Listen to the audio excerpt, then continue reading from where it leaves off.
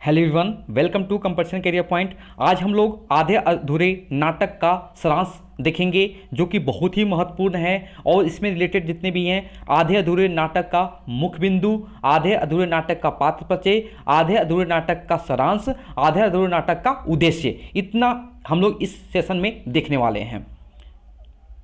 सबसे पहले हम लोग बात करेंगे आधे अधूरे नाटक का मुख्य बिंदु के बारे में। सबसे पहले आधे अधूरे नाटक के नाटककार जो हैं मोहन राकेश हैं। कौन है? मोहन राकेश जी हैं। आधे अधूरे नाटक 1969 में प्रकाशित हुआ था। उसके बाद आधे अधूरे नाटक का पहली बार ओम शिवपुरी के निर्देशन में देशांतर द्वारा दिल्ली में फरवरी 1969 में मंचन हुआ था। यह नाटक धर्मयुग साप्ताहिक पत्रिका 1969 के 3 अंकों में प्रकाशित हुआ था। ये जो नाटक है मोहन राकेश जी का तीसरा और बहुत चर्चित नाटक है।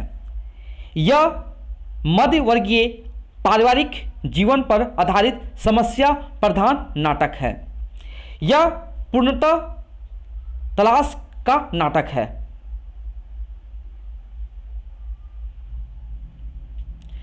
इस नाटक को मील का पत्थर भी कहा जाता है। रंगमंच की दृष्टि से आधे अधूरे नाटक को प्रयोगशील नाटक कहा जाता है। इस नाटक की सबसे बड़ी विशेषता यह है कि एक ही पुरुष चार पुरुषों की भूमिका मात्र वस्त्र परिवर्तन के आधार पर करता था। ये थे आधे अधूरे नाटक का कुछ प्रमुख मुख्य बिंदु थे। अब हम लोग देखेंगे पात्र परिचय देखेंगे। सबसे पहले देखेंगे सावित्री, नाटक की नायिका है और महेंद्र नाथ की पत्नी, जिसका उम्र बताया गया है 40 वर्ष ने 40 साल। पुरुष एक में जो दिखाया गया है महेंद्र नाथ को, जो सावित्री का पति है, और कितना साल का है? 49 साल का है। ये पुरुष दो जो है सिंघानिया को दर्शाता है और ये सावित्री का बॉस है, चीफ कमिश्नर। पुरुष 3 में जो है जगमोहन और पुरुष 4 में जो है जुनेजा। और अगला जो पात्र है बिनी, सावित्री की बड़ी बेटी, जिसका उम्र बताया गया है 20 साल। अशोक सावित्री और महेंद्र नाथ का बेटा। और देखें किनी जो है सावित्री की छोटी बेटी है, उम्र लगभग 12 से 13 साल बताया गया है। मनोज ये जो बिनी का पति है, जो मात्र संवादों में उल्लेखनीय है।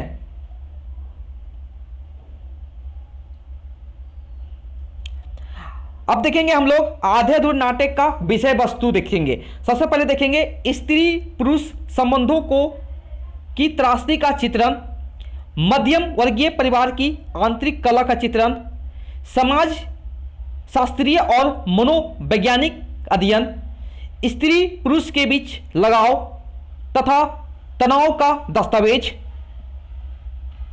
आधुनिक कामकाजी स्त्री का चित्रण, नारी मुक्ति का भावना, पुरुष का अधूरापन, कुंठित युवा वर्ग की पीड़ा का चित्रण, परिवार विघटन की समस्या। ये थे आधे अधूरे नाटक का विषय वस्तु। अब हम लोग चलेंगे आधे अधूरे नाटक का सारांश की ओर।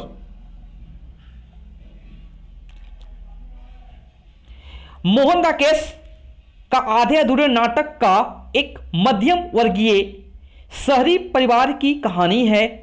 इस परिवार का हर एक सदस्य अपने आप को अधूरा महसूस करता है। परिवार का हर व्यक्ति अपने को पूर्ण करने की चेष्टा करता है। परिवार में पति पत्नी, एक बेटा और 2 बेटियां हैं। पति महेंद्र नाथ व्यापार में सफल नहीं होता हुआ। आधे अधूरे मोहन राकेश का अति प्रसिद्ध हिंदी नाटक है जो 1969 में प्रकाशित हुआ था।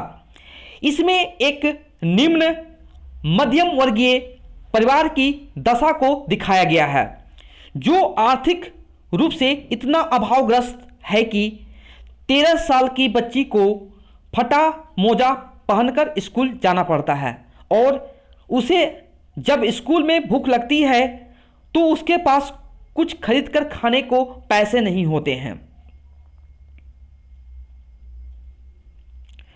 महेंद्रनाथ किसी समय में अच्छे कारोबारी थे, किंतु उनका कारोबार ठप हो चुका है और अब वे अपनी पत्नी की कमाई पर घर में रहते हैं, इसलिए उनकी घर में कोई इज्जत नहीं है। सावित्री एक सुंदर महिला है जो ऑफिस में काम करती है। उसके बॉस उसके घर पर आते जाते रहते हैं, जिसके लिए मोहल्ले के लोग परिवार पर ताने मारते रहते हैं। प्रायः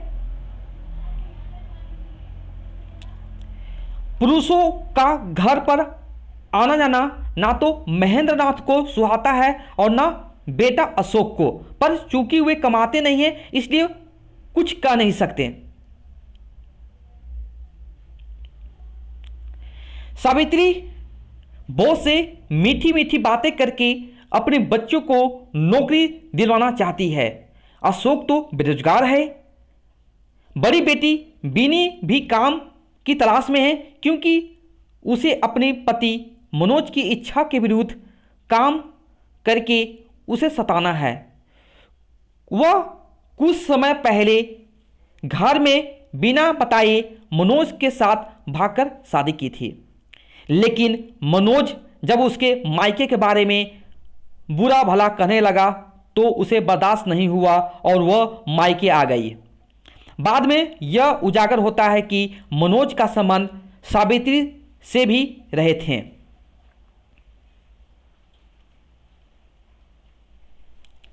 पूरे नाटक में कहानी जैसा कुछ महत्वपूर्ण नहीं है, बस दैनिक परिस्थितियों को दिखाया गया है। सावित्री हमेशा अपने पति महेंद्रनाथ से लड़ती रहती है और उसे किसी से कोई लगाव नहीं है, बच्चों से भी नहीं। वह बस नए पुरुषों से दोस्ती बढ़ाने में उत्सुक है। बड़ी बेटी तो भागी ही थी। छोटी बच्ची जो किनी है मात्र 13 साल या 12 साल की है, लेकिन उसकी रुचि अभी से भी मैगजीन में छपने वाली नंगी तस्वीरों को देखने में है। बेटा अशोक जो है नौकरी पाने के बजाय गर्लफ्रेंड बनाने के में ज़्यादा मशगूल है।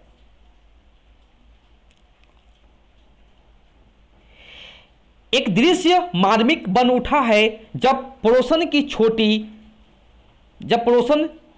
छोटी बेटी किनी को परिवार के बारे में बुरा भला बताकर बेइज्जत करती है तो किनी अपने दीदी बीनी के पास आकर कहती है कि चलो पड़ोस वाली आंटी से लड़ने के लिए। तो बीनी कहती है कि अब वह उसके साथ पड़ोस में लड़ने नहीं जा सकती है। उसकी दुविधा है कि वह विवाहित है और पति के तानों से खफा होकर माँ बाप के घर में लौट आई है, तो किस अधिकार से अपने मायके को लेकर पड़ोसन से लड़ाई करेगी।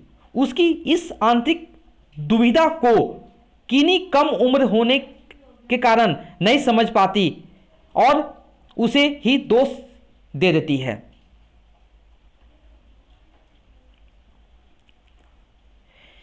जब सावित्री एक और पुरुष जगमोहन को घर आने की बात बताती है तो महेंद्रनाथ से बर्दाश्त नहीं होता है। वह लड़ झगड़ कर घर छोड़कर चले जाते हैं। सावित्री को कोई फर्क नहीं पड़ता है। महेंद्रनाथ अपने मित्र जुनेजा के यहाँ ठहरा है। जुनेजा सावित्री को समझाने आता है तो सावित्री उसको बेइज्जत करती है। वह कहती है कि उसका पति महेंद्रनाथ एक अधूरा आदमी है। जुनेजा कहता है कि तुम हमेशा हैसियत के पीछे भागती रहती हो, तो कभी किसी आदमी के वास्तविक प्रेम नहीं किया है, तो कभी किसी आदमी से वास्तविक प्रेम नहीं किया है। अंत में जुनेजा कहता है कि तुम महेंद्र नाथ को छोड़ क्यों नहीं देती, वह क्यों तुम्हारे प्रेम में अभी भी पड़ा है। सावित्री कहती है कि उसने कभी उसने रहने को नहीं कहा है। तभी महेंद्र नाथ जो उच्च रक्तचाप से पीड़ित है घर पर आते हैं, लेकिन दरवाजे पर गिर पड़ते हैं। अशोक घर जाकर उन्हें घर में ले आते हैं और फिर से वही दिनचर्या चालू हो जाती थी जो पुराने वाली थी। ये था आधे अधूरे नाटक का सारांश था। अब हम लोग लास्ट टॉपिक देखते हैं इसमें कि आधे अधूरे नाटक का उद्देश्य क्या है। हम लोग इस नाटक को क्यों पढ़ते हैं। आधे अधूरे नाटक के माध्यम से मोहन राकेश ने महानगरों में रहने वाले मध्यम वर्गीय जीवन की विसंगतियों एवं विडंबनाओं का चित्रण किया है। भूमंडलीकरण के इस दौर में मध्यम वर्गीय परिवार के टूटते बिखरते रिश्ते, उनका अधूरापन, कुंठा, घुटन इत्यादि को मोहन राकेश ने सावित्री और महेंद्र नाथ के परिवार के माध्यम से सफलतापूर्वक अभिव्यक्ति किया है। आधे अधूरे नाटक में पारिवारिक विघटन, स्त्री पुरुष संबंध, स्त्री जीवन की त्रासदी आदि का प्रभावपूर्ण चित्रण हुआ है। ये था आधे अधूरे नाटक का उद्देश्य। देखिए हम लोग इस नाटक में हम लोग क्या क्या पढ़ रहे हैं। आधे अधूरे नाटक का कुछ प्रमुख बिंदु देख लिए, आधे अधूरे नाटक का पात्र परिचय देख लिए, आधे अधूरे नाटक का विषय वस्तु देख लिए, आधे अधूरे नाटक का सारांश देख लिए, आधे अधूरे नाटक का उद्देश्य जान लिए। अगर इतना अगर आपको नॉलेज हो चुका है तो जो भी अगर प्रश्न बनते हैं एग्जाम में आप इसे आराम से हैंडल कर सकते हैं। ओके, मैं उम्मीद करता हूं कि आप लोग को मैं जो कंटेंट प्रोवाइड किया हूं वो आप लोग को अच्छे कंटेंट लगे होंगे। अगर कंटेंट अच्छा लगा हो लाइक शेयर कमेंट जरूर कीजिए। Thank you so much for watching my video.